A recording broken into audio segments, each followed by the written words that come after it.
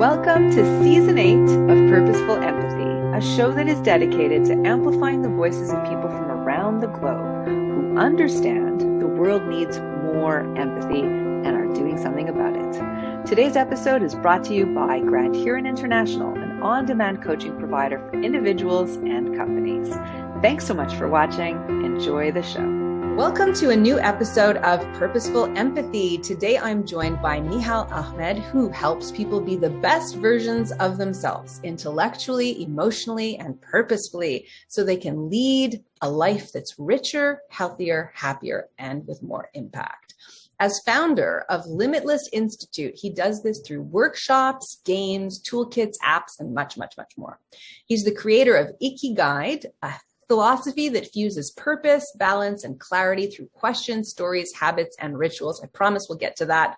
He has also built an entrepreneurship academy in Africa, a fellowship for social entrepreneurs around the world for their well-being, festivals and experiences for creative communities, models for sustainable villages, and creative schools in Punjab, built a learning toolkit and board games. So he is a maker, designer, and innovator of things. He's spent time in 67 countries, learning, working, and connecting dots. He's been shaped by travel and what he calls collecting biases, which I will ask about, unique cultural experiences, and powerful conversations. Welcome to the show, Nihal. Thank you. Thank you. So excited to be here. Same. You just got back from Abu Dhabi a few weeks ago, and now you're back in Toronto. So we're on the same time zone to do this conversation. I'm so excited. I've been waiting for weeks and weeks and weeks. So let's start with this thing that really got my attention when I read your bio, that you like to collect biases, because there is a certain negative connotation to that word. So what's that all about? Why do you want to collect biases? Absolutely.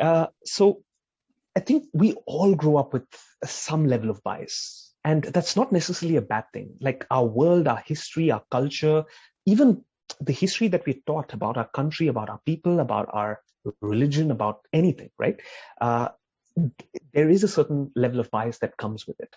But usually we hear that one perspective and live our life, our whole life with that one bias guiding us, thinking that is the truth, right?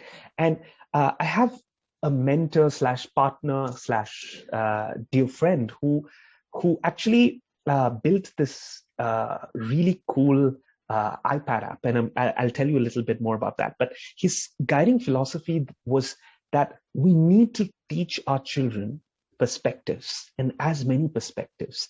And the best way to do that is to help to expose ourselves and them to as many biases as possible.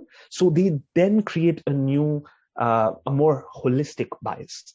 So for example, what he did is, this is about, I think, almost 20 years ago.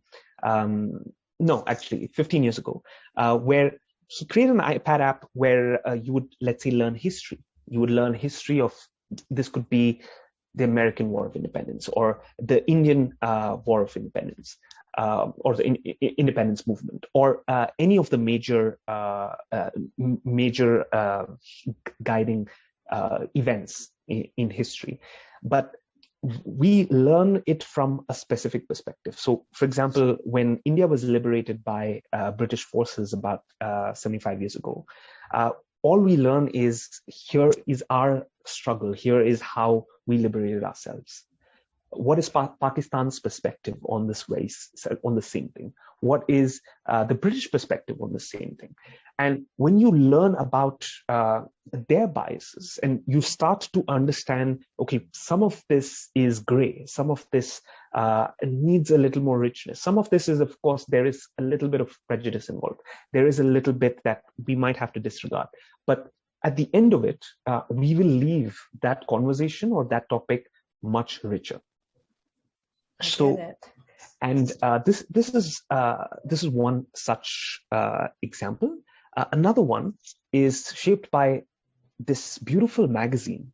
It's called Boat, and Boat is a travel magazine which covers one city every month, just like many other travel magazines do. But many magazines talk about the top 10 places to eat, the 24-hour guide to visiting Havana, right? But boat is very different. Here, the entire company moves to Havana for a month, and it's their travel guide of their lived experience. So you won't find the top 10 restaurants in Havana there. You will find 5 of our favorite grandmother recipes in Havana. And you will find neighborhood stories, and you will find these moments where you will fall in love with Havana that no book, no Wikipedia, no YouTuber, no influencer could ever create. Yeah. And that's again, that's a powerful story for me to expose ourselves to perspectives and create our own new bias of what Havana could be or what another city could be. So every month, the whole company moves to another city and sort of, and in a way, tries to live there and tries to get a perspective that is so difficult to create otherwise. So much of what you're talking about, collecting biases, I could reframe as like, let's tap into our cognitive empathy and take somebody else's perspective and then step into someone else's shoes and their lived reality. I love this so much. And you know what I'm struck by is as you are sharing, well, first of all, I wonder whether or not you're not partially Italian because you like to gesticulate. Maybe that's a bias you've picked up on your travels. But and that was meant as said with affection, not of course. Okay. The other thing I'm struck by, and it's just a little aside, is at some point later in the conversation, I might ask you about your kind of history and your academic route to this point, because I feel that you're kind of in a sandbox. Pre-call, we were talking about the work that you're doing with Abu Dhabi, who wants to like create an ecosystem for kids to flourish. And I find that fascinating. And the games that you design and the innovation work that you do, it's like a new toy every day. And I don't think a lot of young people who are growing up think about careers in that space. They think about, becoming a linear kind of, I'll be an accountant, a doctor, a lawyer, And I think, anyways, it's something fascinating that maybe we'll get to unpack. But I want to ask you as a next question, the reason why you were on my radar is you reminded me somebody tagged my name to a product that you designed called the Ikiguide. Yeah. And I wonder if you could tell our viewers and listeners, what the heck is the Ikiguide and how does it help your life and why should people pay attention? So to tell you a little bit about that product, I need to tell you a little bit about my journey. Yeah. And so I was born and raised in India, and I was studying to be an accountant. I was destined to work at a bank. And even the thought of that made me queasy. It just didn't connect with me. But I just wasn't sure what I wanted from life. And there was no room for self-discovery or creativity to permeate in the education system, especially in India, but also around the world. So most of us end up taking these predetermined paths. We have way more engineers than we need. We have way more accountants, way more people in IT than we need. And there is a running joke in India where they say that in India, you first become an engineer, then you figure out what you want to do with your life. Now, this was my reality too. I just couldn't connect with this. And I could see so many of my peers struggle with this as well. And for us to really unlock who we are and where we want to go, we need to start looking inward. We need to start understanding what is it that we're really after. And I started that by asking myself questions about my skills, my competencies, questions about who I really am, what makes me come alive, about some clues on my childhood and the life that I want to lead, about my relationship with the world, and about some of these biases. And I started to curate a list of these questions, and I started to work on myself, and I started to get clarity. It started to work. And I tested these on a few friends and then some more peers. And soon enough, I was 19, I was 20, and I would run these workshops for people of all ages. And eventually, these turn into the card deck. Now, each card, for example, has a burning question that gives you I think it's one piece of a jigsaw puzzle to understanding yourself. And at the back, we have sub-questions, we have stories, we have habits and rituals that you can do to sort of cement that understanding, and so on. And there are questions across multiple themes about the things that you love doing, things that you're good at, who you really are, your needs, and the way you look at the world, and how do you really make it all happen.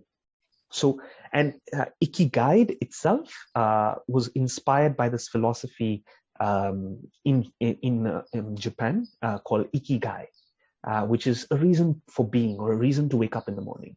But there, more than and usually we've heard a lot about Ikigai. There's a very popular book, but a lot of the common misconception there is Ikigai is something to find, and you find it, and then everything starts to happen for you. But if you really look at the root of that word in Japan and how it was actually intended, it is those simple habits and rituals that you do every day to make life meaningful. So that self-discovery piece is just one small layer. So that is what these cards do as well. So which is, it helps you one jigsaw puzzle piece at a time to help you understand who you are and where you want to go. But most importantly, it helps you create these beautiful rituals that could make life magical, that could help you build meaningful relationships, that could create sanctity around certain things that you do. I love that, because I remember first coming across the Japanese Ikigai, and because I was curious, I did a little bit of research, and it's from I think it's an island, Okinawa, and it's home to the highest percentage or highest proportion of centenarians in the world. Yeah. And they've discovered that, the secret to a life long lived and well lived is to actually do things that bring you joy and purpose in life. And so the typical Ikigai asks those 4 questions. What are you good at? What can you get paid to do? What does the world need?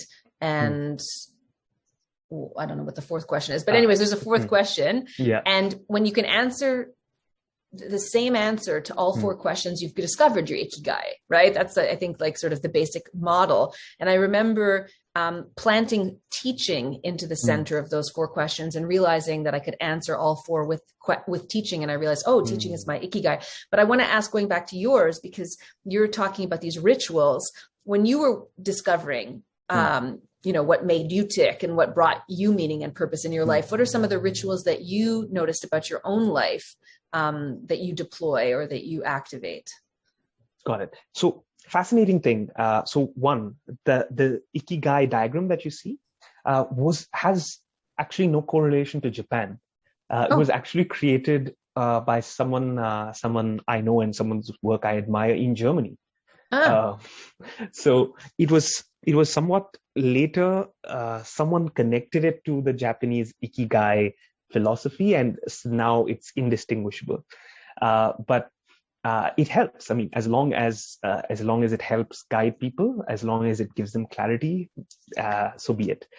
But in fact, as you're rightly pointing out, in Okinawa, highest number of centenarians, and they attribute purpose to a lot of their well-being. But for them, purpose is not just about discovering that, but those rituals, right? Now, for me, any question that I want to encounter, one specific one is we have these is to create these pulse checks. Like every week, I ask myself, what is my mind telling me that my body is refusing to acknowledge this week? Or what is my body telling me that my mind is refusing to acknowledge? Interesting. And sometimes there's that mismatch. And most of the time,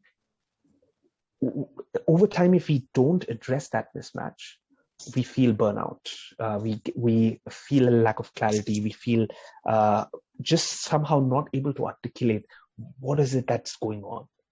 So carving out time to, it's like a quick pulse check to just say, okay, what is it that I need? And I have this beautiful list of needs that my therapist sent me. And I just look through that and see, is this what I'm missing most? Is this what I'm missing most? And suppose it's fun or adventure or intimacy. I create something around that. So for example, during COVID, during the lockdown, one such thing was connection. I was craving connection. I just couldn't articulate it. And when I looked at that needs list, I was like, yes, this is it. And connection, and just, I was so sick of connecting with people over Zoom, because that's all we did back then. I had this inkling of going back to a simpler time. So I reached out to 4 of my friends, and they felt the same thing. And we created a ritual around reading bedtime stories at night. To each other. And it was magical. Wow. And it brought us a sense of connection. It reminded us of a simpler time, our childhood.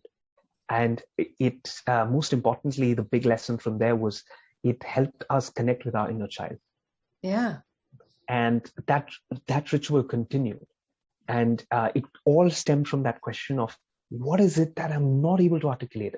An unmet need that I need to fulfill, but I'm just not able to point out what it is.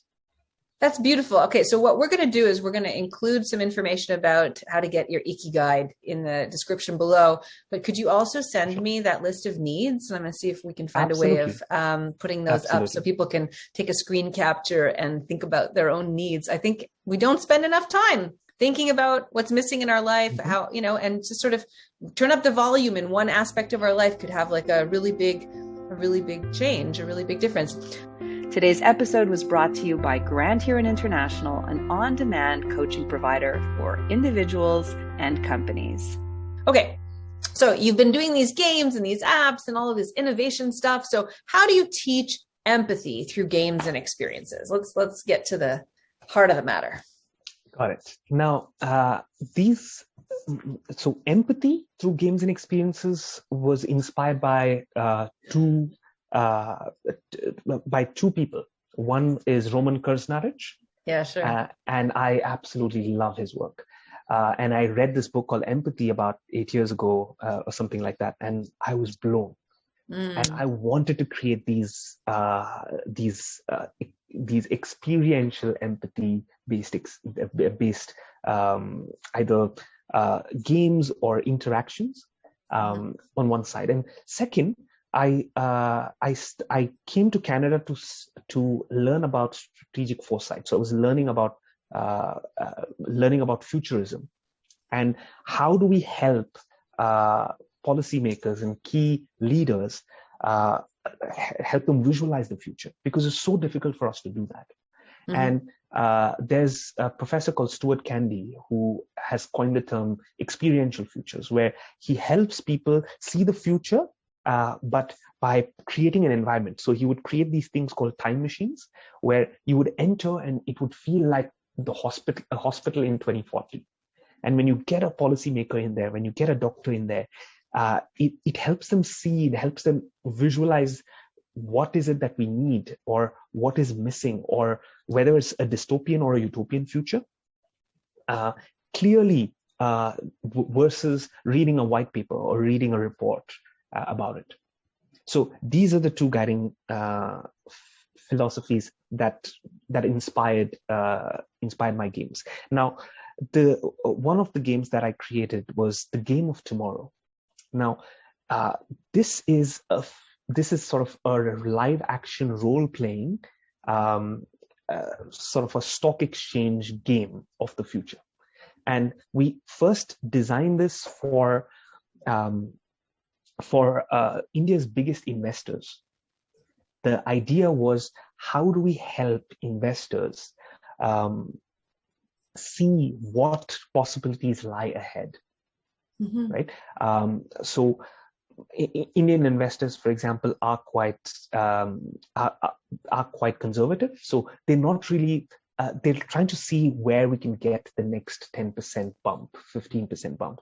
But we wanted to create a conversation around let us invest in alternative protein. Let us invest in to really see what the ramifications of climate change are and what you could do what you could do right now. And we created these fake companies with fake, and we created these scenarios of what might plausibly happen in 2022, 2023, 2027, 2035, all the way till 2040. And while we were playing that, we in fact even predicted that there would be a pandemic and what it would create. And this was in 2019 when we played the game. And we predicted a pandemic to happen sometime in 2023, and lo and behold, not too far off. Exactly. And while they were playing it, we would throw scenarios at them, scenarios through these news announcements and through these skits by actors, and so many of these ways to sort of get through to them. We created even a social media feed where they could read about these clues, these drivers of what might happen. And they would buy and sell those stocks because those share values would go higher and lower based on what would happen because of climate change, because of geopolitics, because of just our own zeitgeist evolving, right? And it was fascinating because these people attend tons of conferences. They attend, they read the Harvard Business Reviews and so much of that. But some of this just doesn't stick. It doesn't create a sense of urgency, right? Now, over time, we've created a variant just for climate change. How do we help leaders understand the urgency of climate change and the ramifications, the cause and effect of their decisions acting on climate change? We've created a variant on the future of work, especially for so much of the Indian workforce that is who are learning things that are going obsolete, who don't really understand the industries of tomorrow. And we're also working with the World Bank to create, using the same template and using empathy, to create a game on criminal justice reform. So again, statistics and white papers about the plight of an Indian prisoner. There is no empathy for that stakeholder. For many people in the criminal justice system, they deserve to be there. And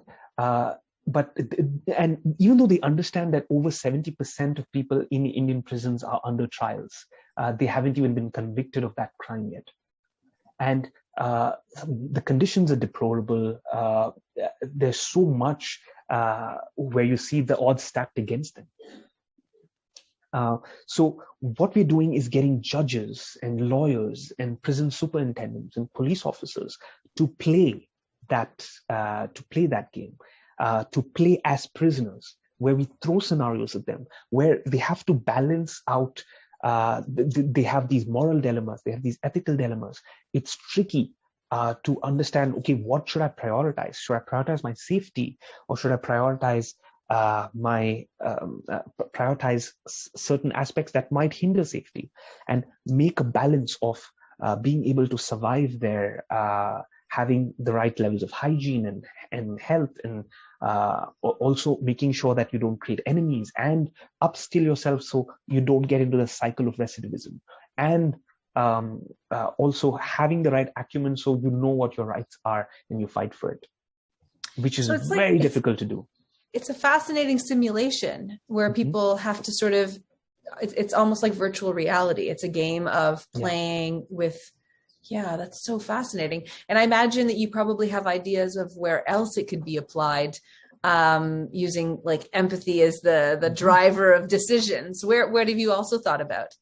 Hospitals, I imagine. Yeah, hospitals, or with refugees, with other marginalized communities. Sometimes this is the best way to really get your point across, by not telling them, by not preaching to them, by having them experience it. or by them playing a role of that very person. Yeah. So what would you say to the critics that are saying you're gamifying the lived experiences of marginalized people? So, yes, it's not necessarily game in a way that the only way to win or the winners in this game are just those who have survived and escaped the recidivism cycle. So there's no single winner. There's no this person got the most points. More than a game, it is a journey. It's a live action role playing sort of simulation. So there is no, and again, there's no loser here, because eventually you realize that people who've sort of lost the game, they start to notice that the odds are stacked against them so much that it's just so difficult for them to have made it, right? Yeah. And right after the game, we want to actually get all of them back, and we want to say, okay, here, if you could reassign budgets, or if you could reassign budget to make a more humane prison, how would you do it? Right. And again, have a test group that hasn't gone through this experience and see how they do it. Right. And see if there's a statistically significant change on how on the efficacy of this empathy based experience. Yeah, because I think, if we leave India's context for just a second and look at North America, Canada and US, I'm thinking a lot about US right now, how much people who are in public office, who have been voted into public office, some of them come from the communities that they serve, but a lot of them come from privilege and have access to power and funding, and that kind of churns out decisions that are not for the communities that they serve. They're serving a different set of stakeholders in that case. And I feel like, in order for public servants or elected officials to really make decisions on behalf of the people they serve, they have to understand the lived experience of the people they serve. But they're living in sort of like ivory towers, or, in places of power and privilege, and making decisions in fancy restaurants or in like faraway places where there's conferences. And I think what you're exposing them to is, oh, is that how it goes? Oh, that's not good, right? You're kind of jarring them a little bit, saying, holy smokes, we've got to make some change here. Exactly. Right. Absolutely. With whether it's the healthcare system, which is stacked against certain communities and prices so many people out, or even having conversations through experiences about something as recent as Roe v. Wade, right? All of this can be done through this. Right. Wow, that is a powerful innovation. So, or I don't even know what to describe it. Like, what do you call it? Like a process, I guess? Yeah, I mean, we could call it anything. For us, it's just we need serious games like this, games on serious issues where we could nudge or usher change, but without them noticing, without them realizing it, right? Like, even when we play this with investors and we play this with leaders, they don't see that we're taking them from here to there. Right. After the experience, they start to connect the dots, or there's something about it that's different, the way they think about it. And that's the goal, because when it comes to activism, when it comes to social impact, generally when we see it around the world, there is a lot of friction to say, man,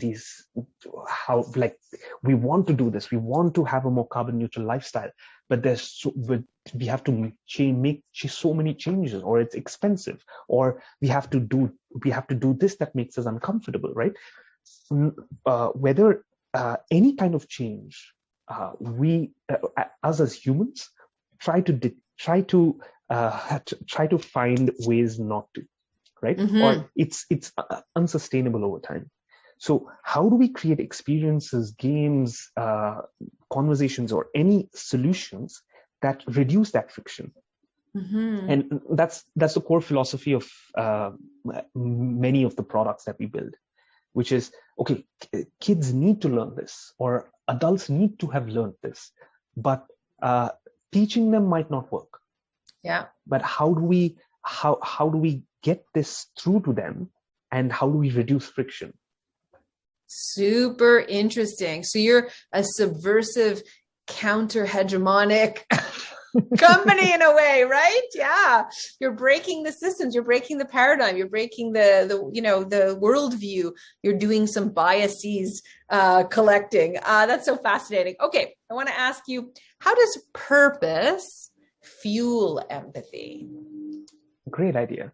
Now, purpose and empathy, I feel, are interlinked, or at least how I approach it is, most of the conversations I've had with people, they either believe that they have this fire or they don't.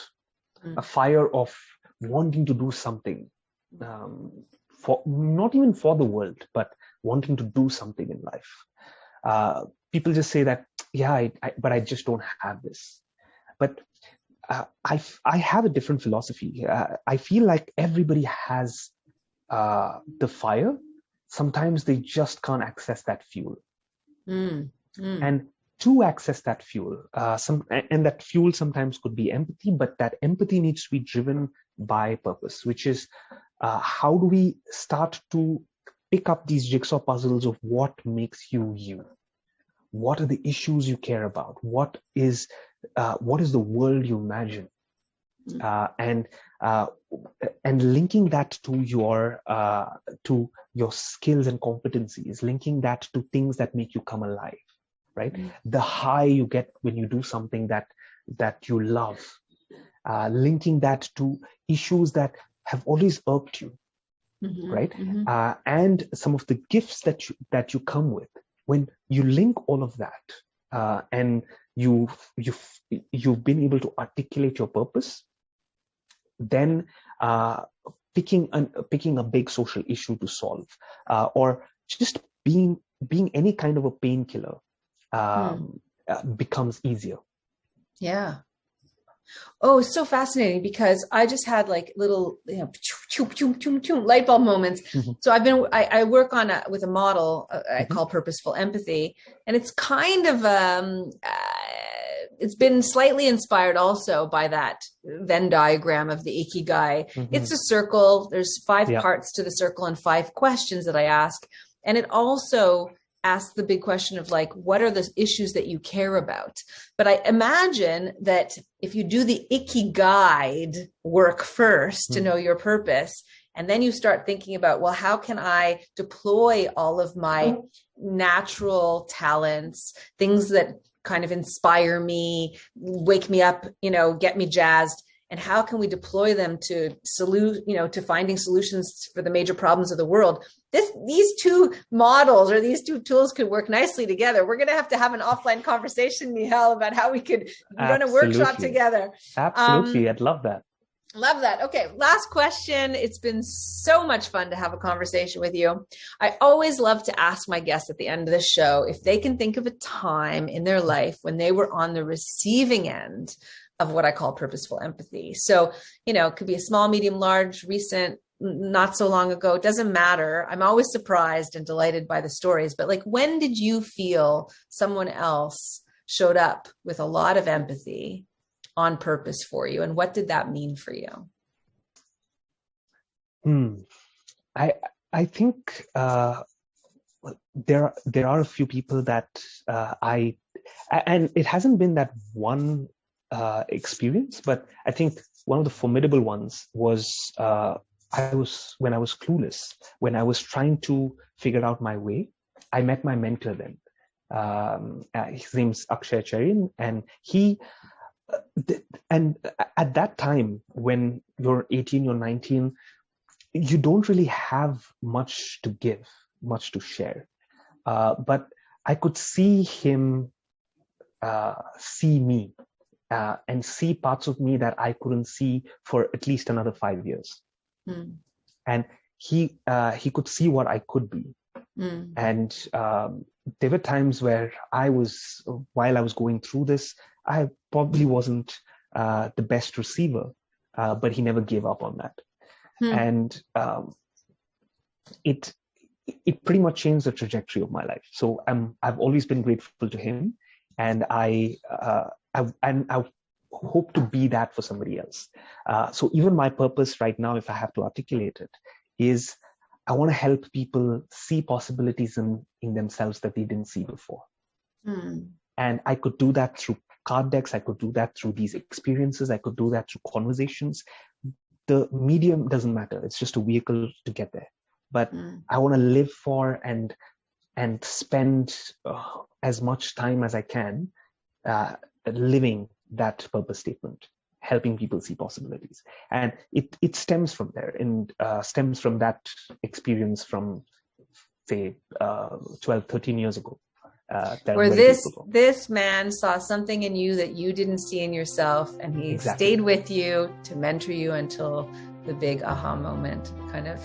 I love it. Great story. Oh my gosh. Good luck with all of the work that you do. I love the work that you do, and I want to have you in my class at McGill. I think my students would absolutely adore you. Thank you all for watching and listening. We'll see you next week at Purposeful Empathy. Thanks, Nihal. Thank you. What if you had access to your own council of coaches to help you break free of your thinking clutter, make that important decision, and liberate you from whatever is holding you back? At Grand Huron International, you get to choose the coach of your choice anytime from anywhere.